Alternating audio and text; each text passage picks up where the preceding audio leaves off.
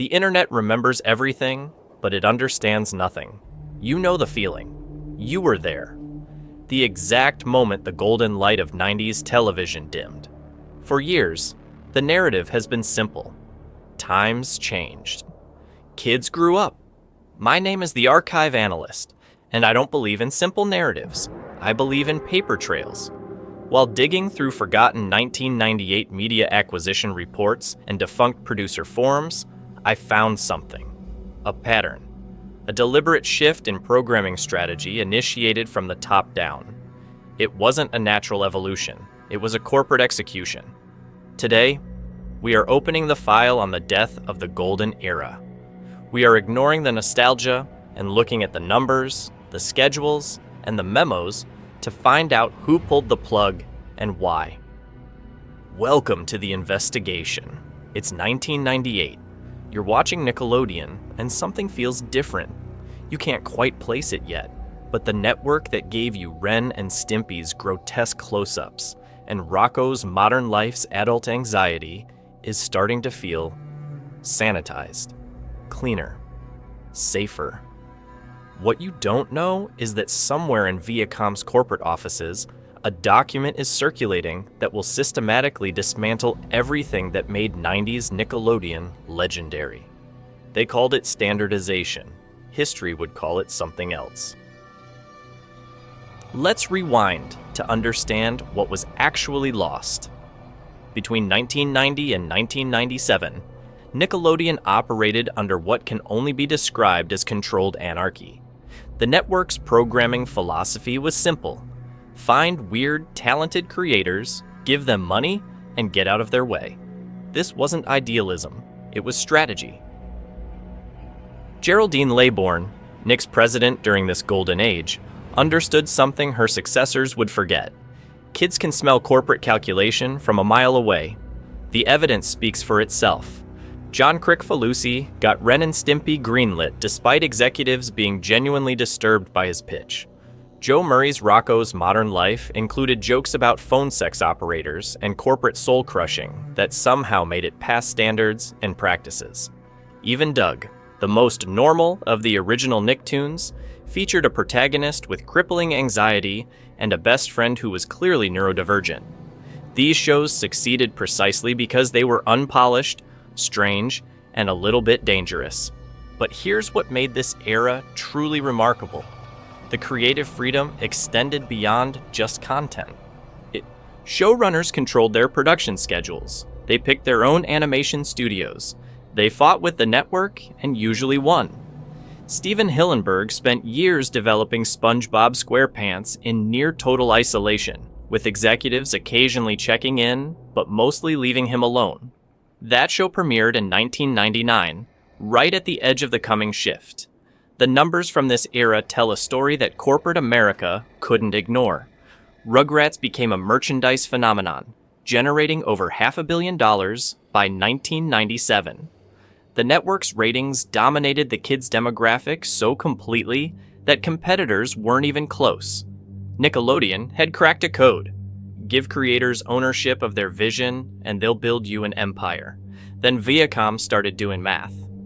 In 1994, Viacom acquired Paramount Pictures for nearly $10 billion. Suddenly, Nickelodeon wasn't just a successful cable network. It was a small gear in a massive entertainment conglomerate drowning in acquisition debt. The corporate logic was inevitable. If Rugrats generates this much revenue, why are we funding 10 different creative visions? Why not find the formula and repeat it? The shift began subtly in 1997. Geraldine Laybourne left to start Oxygen Media. Her replacement, Herb Scannell, was a company man who understood the new reality. Nickelodeon needed to become predictable, scalable, and most importantly, replicable. The creative chaos that built the network was now seen as a liability. By 1998, internal scheduling documents show a dramatic change in programming strategy. New shows were being developed not by autonomous creators, but by committee. Focus groups became mandatory. The phrase brand consistency started appearing in production meetings. And somewhere in this bureaucratic machinery, a memo circulated that would formalize everything. We don't have the exact document. It was never leaked, never officially acknowledged, but we have its fingerprints all over what came next. We have the testimony of creators who suddenly found themselves answering to brand managers instead of creative executives. We have the production budgets that got standardized across shows, eliminating the stylistic diversity that defined the early era. Most damningly, we have the shows themselves. Compare anything that premiered in 2000 or later to what came before, and the difference is surgical. The creative vetting process became a flowchart. Showrunners who once pitched directly to executives now presented to marketing teams first. The question shifted from, is this good? To, does this fit the quadrant analysis? And that analysis was brutal in its simplicity. Identify the demographic sweet spot, reverse engineer what worked in Rugrats and SpongeBob, then commission shows that checked those exact boxes. Butch Hartman's Fairly Odd Parents, which premiered in 2001, became the template. It wasn't creator-driven chaos. It was precision-engineered content. The show had focus-grouped characters, merchandise-ready designs, and a formula you could replicate across episodes without creative risk. It succeeded wildly, which proved to executives that the new system worked. What they didn't ask was whether it could produce the next Ren and Stimpy, something genuinely unpredictable. The answer was obviously no, but unpredictability was now a bug, not a feature. Internal production timelines from this period reveal the standardization in stark detail. Every new show got identical development cycles, identical budget allocations, identical animation studio partnerships. The creative diversity that made early Nickelodeon feel like a playground of competing visions was replaced by assembly line consistency. Shows started looking similar because they were literally being made under identical constraints. The talent exodus began quietly. Joe Murray left after Rocco ended. John Kricfalusi was already gone, fired years earlier for missing deadlines, which, in retrospect, feels like the canary in the coal mine. Steven Hillenburg stayed for SpongeBob, but operated in an increasingly isolated bubble, grandfathered into the old system. New creators arriving after 2000 entered a fundamentally different network, one where creative freedom meant choosing between pre-approved color palettes.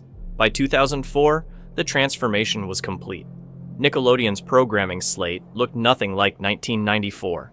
The shows were competent, profitable, and completely interchangeable. They performed well in ratings, moved merchandise, and generated zero cultural conversation outside their target demographic. The network had successfully optimized itself into irrelevance for anyone over 12. The Memo's legacy isn't what it created, but what it prevented. We'll never see another Rocco's Modern Life greenlit by a major network. The corporate infrastructure won't allow it. Risk assessment models, brand consistency requirements, and merchandise potential evaluations have created an environment where genuine creative weirdness can't survive the development process. Nickelodeon still exists, obviously. It still produces content, still generates revenue, still fills programming blocks. But the version that mattered, the one that trusted creators to build something strange and personal, died somewhere between Laybourne's departures and that first focus group testing session for a show designed by committee. The evidence trail goes cold in 1998, but the verdict is clear. The Orange Tape Memo, whether it existed as a physical document or simply as corporate philosophy made manifest, killed the thing that made Nickelodeon matter. What replaced it was profitable, predictable, and completely hollow. The network traded its soul for quarterly earnings, and the math worked perfectly. That's the most damning evidence of all. So that's the case file. A creative empire dismantled not by failure, but by its own success becoming a template for replication.